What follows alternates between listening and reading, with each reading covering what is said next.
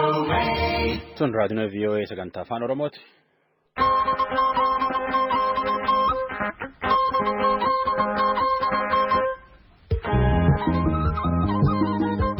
Raadiyoon VOA sagantaa afaan Oromoo wixataa gijmaataa galgal saan lamaa wadhakkaa sa'aatii 3 meetirabaandii 22-25-31 irratti Washington DC irra sanii dabarsuun kun ammaantan jalqabna.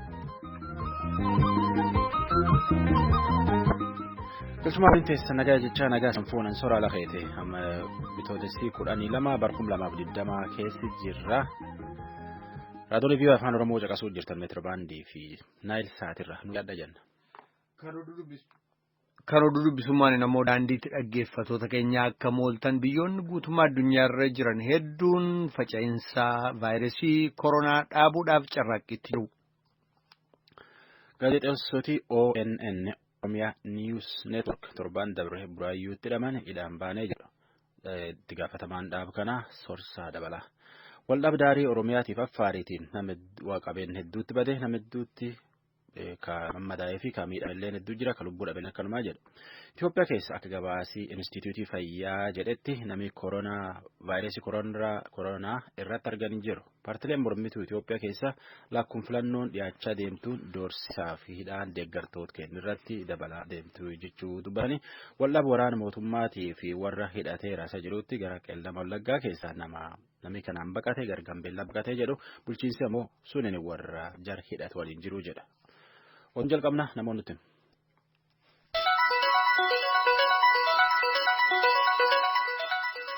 Biyyoonni guutummaa addunyaarra jiran vaayirasii koronaa haalli isaa jijjiiramu haaraa ta'e haala itti to'achuu hin danda'amu irratti carraaqqii gochaa jiran.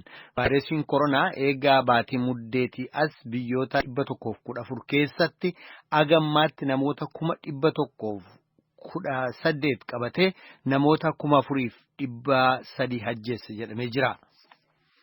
Kanumaan wal qabatee federeeshiniin waldoota kubbaa miilaa sadarkaa addunyaa FIFAan sababaa faca'ina vaayirasii koronaatiif gumiisaa waliigalaa silaa geggeessachuuf ture gara fuulduraatti dabarsee jira. FIFAan silaa gumiisaa waliigalaa akka lakkoofsa Itoophiyaatti caamsaa 28 bara 2012 magaalaa Finfinneetti geggeessuuf beellama qabatee ture gara fuulduraatti dabarseeru.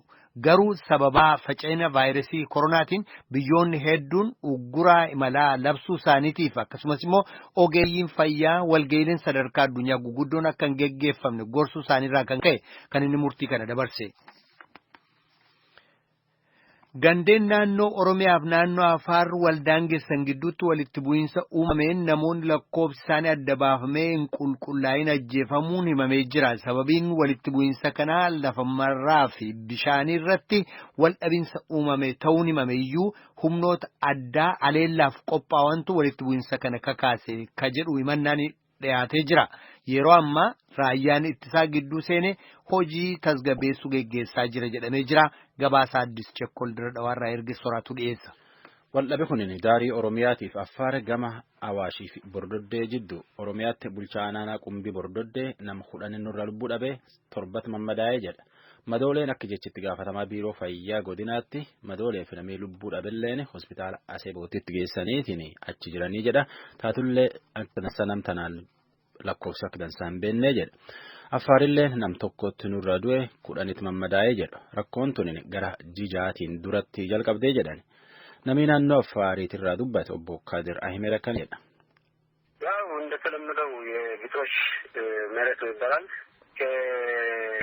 Akkan jedhe akkuma baratan kaanii marraa fi bisaan irra wal dhabanii jedhan gargan 10tiin duratti hawaasi Oromoo bonaa jedheetiin gara gaheennatti godaane bonii abree bokkaan dhufee innaan lama achitti galuu didee jedha bulchaan namni ammaan tan dubbisan kun taane immoo bulchaan Bordoddee obbo Muusaa Yuusuf tanatti hin dhugeeffatu.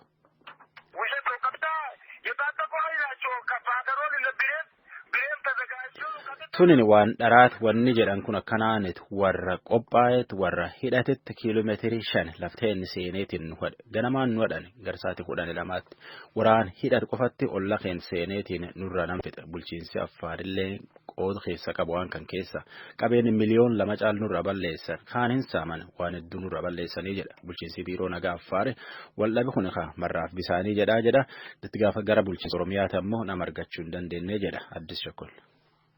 Kan gaazexaan raadiyoo sagalee Ameerikaa sagantaa afaan Oromooti. Muummichi ministeeraa Itoophiyaa Abiy Ahmed yaalee ajjeechaa muummicha ministeeraa Sudaan irratti wixata dabre geggeessame balaaleffatanii jiru.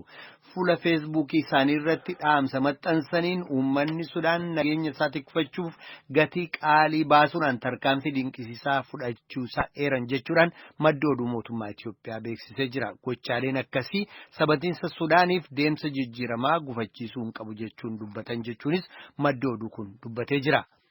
Kanuma walqabatee pirezidaantiin Eertiraa yaalii ajjeechaa wixata dabre muummicha ministeeraa Sudaan Abdallaa Hamdook irratti geggeessame balaaleffachuun hoogganaa biyyattiitiif dhaamsa dabarsanii jiru. Pirezidaantiin Eertiraa Isaayyaas Afeworqii kaleessa durataa mana maree olaanaa Sudaan Abdul Fattah al-Burhaaniif dhaamsa erganiin humnoota harka lafa jalaan hojjetaniif gargaartota isaaniitiin gochaan jijjiirama Sudaan keessa fashilsiisuun raawwatame kun mallattoo abdii murannaati jechuun dubbatanii jiru.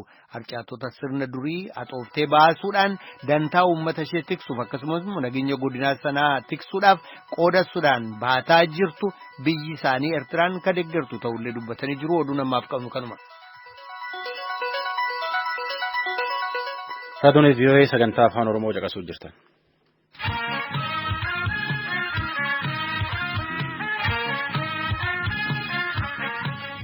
Gaazexeessootii televezyiinii ONN Oromiyaa News Network lama dassuu duulaatiif waaqoon oolee ammallee hidhaa jiran akka daayirektarii ONN Sorsaa Dabalaa jedhetti bulchiinsa Oromiyaa ammoo jarii hunin hujii isaaniitii miti waan shakkameef hidhamee jedha Saayidaamtoota erga.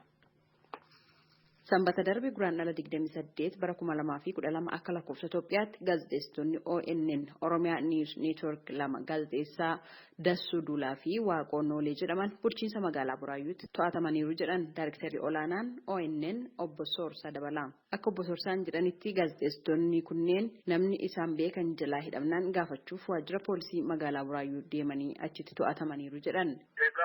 Namoonni hidhamanii jiran gaazexeessota lama qabnaa tokko Dassuu Duulaa jedhama gara olaanaa keenya kan biraamoo Waaqoon Oolee jedhama isaan kana lamaan hidhamanii jiru kan hidhamanii jiran amma Burraayyuutti kan qabamanii nama hidhamee mana hidhaa jiru beekan tokko qabu kan irraa hidhame isa gaafii dhaqaniiti achitti qabaman egaa sababa isaa waan ta'e waan ni beeknu hin jiru amma kaleessa odeeffannoon dhagaa jirru masmaa mana murtiitti geessanii biyyaaf afur beellama itti gaafatan jedhama.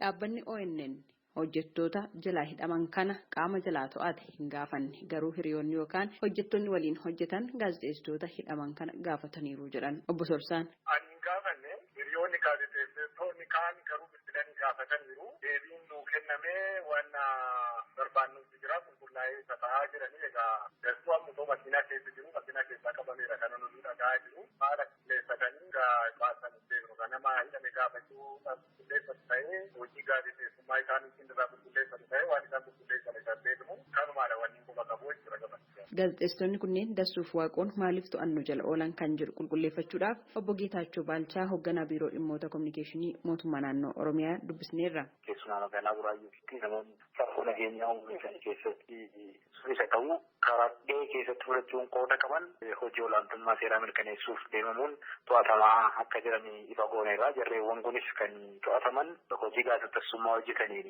miidhaa geessisanii karaa hojii ogummaa isaaniitiin kallattii hin taane gochisuuwwan naannoo sanatti raawwatan keessaatiin quba qabuu karaa jedhu warra to'ataman keessaa tokko ta'uu isaanii anis odeeffannoo nan qaba.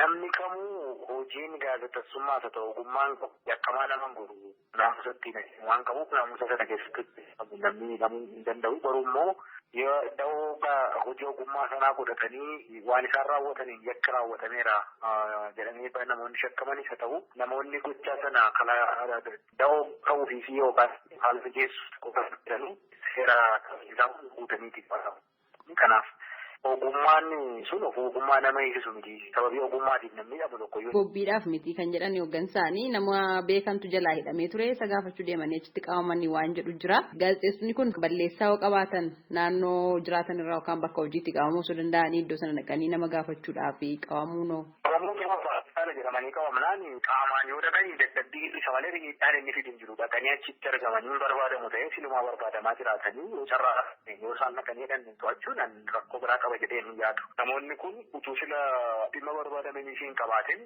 waanuma isaan dhaqaniif qofa nama gaafachuu dhaqaniif qofa hitamanii jedhan amantaa akkasiin qabu. Garuu namni barbaadamu tokko akka qabamuuf ajajni irratti bahee yookaan immoo poolisiin namoota shakkaman keessaa tokko godhee namoota ragaa of hirkaa qabu yoo ta'anii carraa argame kan inni qabanii to'achuun gama seeraatiin rakkoo biraa qaba yaadu. Magaalaa Buraayyuu keessatti namoonni irra deddeebiidhaan hidhamuun hin mul'ata. Namoonni hedduunis immoo akka hidhaman hin gaafamaa ture naannoo sanarraa. Rakkoon nageenyaa magaalaa Buraayyuu keessatti mul'achaatii jira jedhamu kuni ajjechaa Komishinar Salamoon waliin yeroo darbee raawwatamee wal qabatamoo rakkoo nageenyaa kan biraatu uumameeti kan namoonni irra deddeebiidhaan naannoo sanatti to'atamaniif. Ajjechaan Komaandara Komishinara sanaa waliin wal qabatu mallattoo mul'ateedha. Mallattoodhaan bifa gochaatti ifatti geeddarame lubbuu namaatii fi miidhaa qaamarra ga'eedha. Kana dugda duubaa humnoonni rakkoo uumuudhaaf yaalii godhanii fi kallattii adda addaatiin hojii nageenya booressuu naannoo sanatti hojjechaa turan akkuma waliigalaatti naannoo keenya bakkeen garaagaraa keessatti gocha godhamaa ture wajjiniin kan wal fakkaatu irraatii malee taateedhuma sana duwwaadhaaf jedhanii hojiin hordoffii addaa godhaman jirtu taatee sun hin ta'inis dura hordoffiin olaantummaa seeraa mirkaneessuutii fi namoota yakkaan shakkaman to'achuu isuma taatee sana durayyuu raawwatamaa kan ture waan ta'eef inni mallattootti mul'ateedha malee kasuusa jaallataatiif shakkumaa jedhanii kan fudhatamu.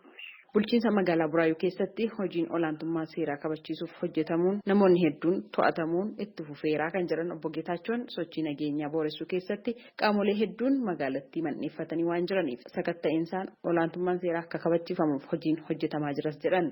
Magaalaa Buraayyuu keessatti dargaggoonni hedduun hidhamaa jiru. Namoonni yakka garaagaraatiin shakkaman nageenya booressuu waliin wal qabatan kan jedhan obbo Geetaachoon warreen qoratamanii yakka ittiin shakkaman irraa bilisa ta'an ammoo gadi lakkifamu. Warreen ragaan irratti argame immoo seeraan itti gaafatamu jedhan. Akka Oromiyaatti nageenya naannoo kana keessatti akka bu'uuf hojiin olaantummaa seeraa bakka maratti xiyyeeffannoon itti kennamee hojjetamaa jiras jedhan obbo Geetaachoon. Gabaasa Raadiyoo Sagalee Ameerikaatiif Tsahaay Daamtoo Finfinneerraa. Raadiyoon VOA sagantaa afaan Oromoo caqasuu jirtan. Waldhabbii waraanaa mootummaatiif warra hidhatee raasaa jiru gara Qeellam Wallaggaatti waldhabbii kun nama hedduu Gaambeellaatti baqachiisee jedhu. Akka bulchiinsi godina Qeellam Wallaggaa obbo Gammachuu Baqqalaa jedhetti warri baqatu kun warra hidhatu waliin wal qabu waliin jirullee bakkuwwan paartii badhaadhinaa Oromoo naannoo Gaambeellaa immoo obbo Garramuu Adaba amma lafti nagaa namii qayeetti galuu danda'a jedha. Naakoor Malkaatti nu erge.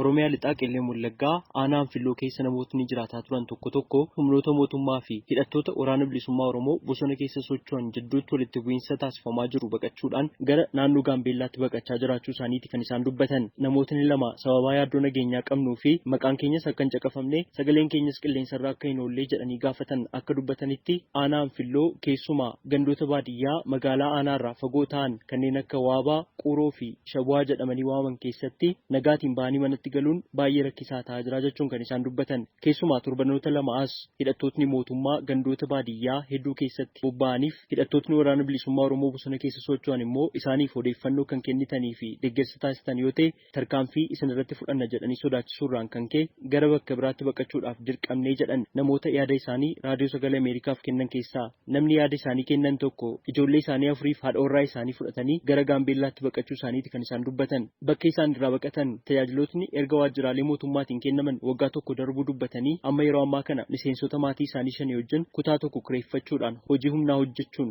akka jiraataa jiran kan isaan dubbatan. Guyyaatti yeroo tokko qofaa nyaachuun lubbuu isaanii tursiifachuuf qofaa akka tattaafataa jiran kan isaan dubbatan. Dargaggoon kan biraa Anfilloo irraa baqatee Gaambeellaa keessa akka jiraatu dubbatus hidhattoota mootummaa fi miseensota waraana bilisummaa Oromoo bosona keessa hidhatanii socho'an jidduutti rakkoo uumamaa jiruurraan kan ka'e barnoota isaa addaan kutuun maatii isaa dhiisee gara Gaambeellaatti akka baqate kan dubbatu. Rakkooma wal fakkaataa kana jalaa dhiyeessuudhaaf gara Gaambeellaatti kanneen baqatanii jiran lakkoofsaan nama 200 hanga 300 kan ta'an akka beeku kan dubbatu. Bara kanatti oomisha bunaa sassaabannee hojii qonnaa kamiyyuu hin raawwanne jechuun dubbata. Dargaggoon kun yeroo ammaa kana qaala'insa jireenyaa magaalaa Gaambeellaas dandamachuu hin dandeenye jechuun dubbata. Dhimma namoota yaaddoo nageenyaarraan kan ka'e godina Qeellam Wallaggaa aanaa Anfilloo irraa baqachuun magaalaa Gaambeellaa keessatti argamnaa jedhanii dubbatanii kana ilaalchisuudhaan bakka bu'aa paartii badhaadhinaa hawaasa Oromoo naannoo Gaambeellaa kan ta'an obbo Garramuu Adabaa bilbilaan dubbisnee turre. Naannoo Filooraa xinnoo walitti bu'iinsa ijoollee warra akka jiranii fi raayyaatti sirrii walitti bu'iinsa ta'anii nageenyi keenya booree kan jedhamuudhaani dhufan. Naannoo torban tokko turanii isa booddeen haala nageenya sanarratti isa hooggantoota raayyaatti sirrii waan addaatiin jiranii dhimmi nageenyaa federaalaa kan bakka kana bu'ee jiru waan tureef karaa sanaan hojjetanii ol deebi'anii galanii. Walumatti qabaate naannoo nama dhibba tokko hojjetama walitti qaban. Jalqaba garuu nama 59 dubaadha. Ammas namni baay'ee gambeeluma kana keessa jira. Gaambeellama keessa olii gaddeemaa jedhu. Naannoo Filoo waan tokko irratti nan qabu. Laamu kan isitti immoo amma makeenaan deebii dhufan kan yaadnu fa'a hordofaas jira waan sidhu. Garuu walii sana mootummaa odeeffannoo hin qabu. Garuu namoonni sun hundumtuu galuu isaanii quba qabdu. Dargaggoota malee warri amma abboolleen maatii warri nu bira turanii hundumti isaanii galanii amma isaanii galuu kan barbaadanii maal ni beektaa. Yeroon kun damma kun waan ta'eef gizee kanaa jeefachuu ni jira galuun qabu jedhaniitu deemaniiru isaan galan namni biratti tokko illee hin jiru. Deebi'anii ba'aa jiru jedhan isaan waan kana hoo dhageessaniittu. Waan tokko waan amma wanti na bira ga'e waan tokko hin qabu kan. Torban lama dura hojiidhaaf gara magaalaa Dambidolloo yeroo dhaqetti bulchaan godina Qeellee Wallaggaa obbo Gammachuu Baqqalee hidhattootni mootummaa naannoo sanatti socho'an kan naamusa qabanii fi ummatichaafis yaadan waan ta'eef sababa buqqaatii uummataa ta'uu hin danda'anii jedhanii turan. Namootni tokko tokko kan baqataa jiran hariiroo hidhattoota bosona keessa socho'an wajjin waan qabaniif jechuun kan isaan dubbatan. Namoonni muraasni namoonni lo'anii walqunnamtii diina wajjin hin qabanii fi isaan wajjin hin beezii ta'an hawaasa kanarratti dhiibbaa godhan boorillee hawaasa kana keessa jiraachuu warri hin dandeenye warri akkas deeman jiraachuu malu hin deemu. Isaan sun booris hawaasa kanarratti miidhaa geggeessaniiru waan ta'eef deemanii hawaasa kana keessa jiraachuu hin danda'an carraan isaan qaban biyya kana gadhiisanii deemuudha jechuudha. Gocha adda addaa raawwataniiru waan ta'eef horii uummata kana akka qalamu goosisaniiru waan ta'eef qabeenya isaanii akka isaan goosisaniiru waan ta'eef ijoollee isaanii reebsaniiru waan ta'eef jiraachuu hin danda'an jechuudha. Isaan kun deemanii jiru. Normaali isaan kun akka isaan hawaasatti deebi'anis namni isaan barbaadu hin jiru. Kan buqqee deeme garuu namni tokko illee hin jiru. Buqqa'oo jechuun mandara tokko keessa namni rakkoo kanaan buqqee deemu jechuudha. Odoo gosaan adda hin baafne, odoo lammiidhaan adda hin baafne, sabaan adda hin baafne, uummanni mandara tokko keessa jiru kan buqqee yoo jira tokko illee hin jiru waan akkasii. Namoota manaaf qabeenya isaanii dhiisanii magaalaa Dambidolloo irraa bakka biraatti baqatan lakkoofsaan ibsuu baatanis kan isaan baqatan waan maallaqa fidaa jedhamanii sodaachifamaniif hidhattootuma bosona keessa socho'an lubbuu isaaniif sodaatanii gara magaalaa biraatti baqatanii jechuun kan isaan dubbatan. Abbootiin qabeenyaa jiru, namni gurguddaan jira, namni baratan jiru. Sodaachisoo kanaan qabeenya fidda yoo ta'e bosonatti gadi fidanii maallaqan fidda yoo ta'e butuudhaan wayin immoo butanii fudhatanii deemuudhaaf wanni sochaamuun warri baqatanii deeman jiru. Inni kun bal'inaan kan inni jiru jechuudha. Isa kana immoo mootummaan amma xiyyeeffatee haala deemuun waraanni keenya bakka hunda gahuudhaaf haalli itti deemaa jiru jira waan ta'eef yeroo muraasa booda waa hunda isaa to'achuudhaan nageenyi mirkanaa'aa kan jiru sana abdiin guddaan nu qabnu waan ta'eef nageenyi kun yoo mirkanaa'e abbootiin qabeenyaa kunis deebi'anii namoonni qe'ee isaanii irraa buqqaanis deebi'anii akka isaan deemanis deebi'anii akka isaan isaanii deebi'uu danda'u qaban gochuun hojii guddaadha kan hojjetamaa jiru waan ta'eef abdii guddaadha kan qabnu jechuudha. Dhimma kanarratti ibsa dabalataa kan nuuf kennaniif gara hoogganaa biiroo kominikeeshinii mootummaa naannoo Oromiyaa obbo Geetaachoo Baalchaatti bilbillus yaaliin taasifnee nuuf hin milkoofne. Kanaan dura garuu gaaffiif deebii raadiyoo sagalee Ameerikaa wajjin taasisanii turaniin haala nageenyaa Qeellee Wallaggaatti mul'atu tasgabbeessuun namootni qe'ee isaanii irraa buqqaaniiru yoo ta'e gara qe'ee isaaniitti akka deebi'aniif ni hojjannaa jedhanii turan. Itti dabalanis odeeffannoon namoota kana ilaalchisee walitti qabamaa jira. Akkuma odeeffannoon sun walitti qabamee dhumeen hojiin tasgabbeessuu ni hojjetamaa jedhanii turan. Abbootiin gadaa fi jaarsoliin biyyaas kan gama isaanii akka gumaachan kan isaan dubbatanii turan. Rakkoo hidhattootaaf mootummaa gidduutti deemaa jiru kana furuudhaaf koreen fala barbaadaa dhimma Oromoo fi Oromiyaa akkasumas immoo koreen haala mijeessituu araaraaf nagaa furtuu jedhamu torbanoota darban keessatti hundeeffamuun isaanii ni yaadatama. Walitti bu'iinsa hidhattoota mootummaa fi qaama hidhatee bosona keessa socho'u waraana bilisummaa Oromoo jidduutti uumamaa tureen hawaasni naannichaa jiruuf jireenya isaa gaggeeffachuu dadhabuun isaan tokko tokko ammoo gara bakka biraatti baqachaa turuu isaanii gabaafamuunis ni yaadatama. Raadiyoo Sagalee Ameerikaaf Naakoor Malkaa Amboorraa. Raadiyoo VOA sagantaa afaan Oromoo caqasuu jirtanii qophiiteen jalqabnee daqiiqaa 18 yaane.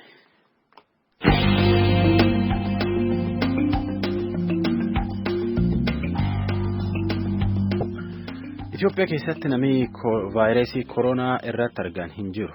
Kun gabaasa Inistituutii Fayyaa Itoophiyaati. Namni tanaan shakkaniitiin dhiigi isaa laaboraatoorii Afrikaa Kibbaatti erganilleen fayyuma homaallee irratti hin argine jedha Muktaar Jamaal. Inistituutiin Fayyaa Hawaasaa ibsa hardhaa sabaa himaaleedhaaf waajjira isaatiitti kenneen akka beeksisetti imaltoonni biyyoota dhibeen koronaa vaayirasii itti gabaafame keessaa dhufan guca guutaniitiin adeemsaan dhawaataan akkaataa hordofamu irratti akka qindaawaatiin jiran beeksise. Guca guutanii odeeffannoon isaanii erga fudhatame booda bakka jiranitti guyyoota 14 ogeessota biyya keessaatiin hordoffiin kan taasifamuuf ta'ullee daayirektarri ol aanaan Inistituutii Fayyaa Hawaasaa Itoophiyaa Dr. Eebbaa Abaata beeksisanii jiru. Hanga ammaatitti namoonni 1,224 hordoffiin taasifamaa fi turellee adda baafamanii waan vaayirasii koronaarraa walaba ta'uun isaanii mirkanaa'eef hordoffii isaanii xumuranii hawaasatti makamuu kan beeksisan Dr. Eebbaan yeroo ammaa kana namoonni 974 ta'anillee haala wal fakkaatuun hordoffii jala jiraachuu beeksisan. Ministeertiin Fayyaa Hawaasaa eerulee mallattoo dhibee vaayirasii koronaatiin wal fakkaatu hanga ammaa 54 isa dhaqqabe keessaa sakatta'eetiniin 49 laaboraatooriidhaan vaayirasii koronaarraa walaba ta'uu isaanii kan mirkaneesse yoo ta'u yeroo ammaa kanatti namoonni 5 sumurni isaanii fudhatameetiniin qorannaadhaaf kan eeggataatiin jiran ta'uu beeksisan. Namoonni sumurni isaanii fudhatame qorannaadhaaf eeggatamaa jiranii fi mallattooleen dhibee koronaatiin wal fakkaatu irratti argame keessaa namoonni 2 lammiilee Itoophiyaa yoo ta'an isaan kunniin lammiilee chaayinaa ta'uutullee dubbatame. ያለው ነባራዊ ሁኔታ አንፃር በሽታ ወደ ኢትዮጵያ ሊመጣበት የሚችልበት haala qabatamaa jiru irraa carraan dhibeen kun gama Itoophiyaa dhufuuf qabu jiraachuu isaa hawaasni keenya hubachuu qaba. Xiyyeeffannaan guddaan taasifamuu qabu garuu kan amma addunyaa goolaa jiru odeeffannoo qabatamaan mari'achuu osoo hin taane hololaan wal shororkeessuudha. Hundi keenyaa of eeggannoo taasisuun barbaachisaadha. Of eeggannoon keenya yoo shororkaadhaan dabalame garuu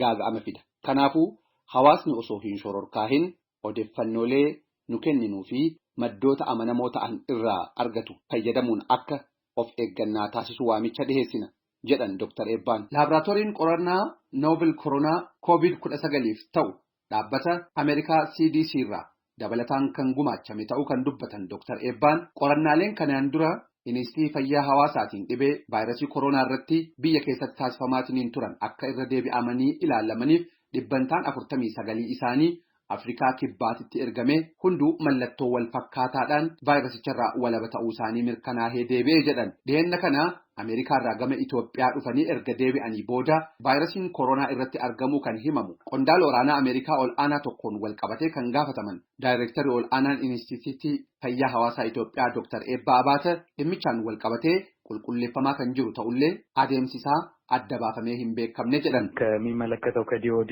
ከሌሎች አካላት ጋር ኤምባሲ Qaamoleen dhimmi ilaalu DOD fi Imbasii dabalatee marii taasisaatiin jirra. Gaafa 22 Finfinnee gadhiisaniitiin deemuu isaanii beekna. Odeeffannoo kanas qabna. Gaafii dhiheessineefii jirra. Kanaan ala garuu adeemsi odeeffannoo nageenya Ameerikaa seera ofii qaba. Nuti garuu akka asirratti odeeffannoo nuu kennaniif gaafannee ni jirra. Dhiheennatti odeeffannoo nuuf kennu jenneetiniin waan abdannuuf gaafa xumurame hawaasaaf ni ibsina jedhan Dr. Eebbaan. Vaayirasiin dhibee koronaa hanga ammaa kan dawaallee taate talaalliin tokko hin argamneef ta'uu kan yaadachiisan Dr. Eebbaa Abaata hawaasni odeeffannoolee kennamaafiitiin jirurra dhaabbachuudhaan adeemsota of eeggannoo fi dhibee kana ofirraa ittisuu hordofuu irratti akka xiyyeeffatu waamicha dhiheessanii jiru. Gabaasa sagalee Ameerikaaf Muktaar Jamaal Finfinneerraa. Raadiyoo VOA sagantaa afaan Oromoo caqasuu jirtan.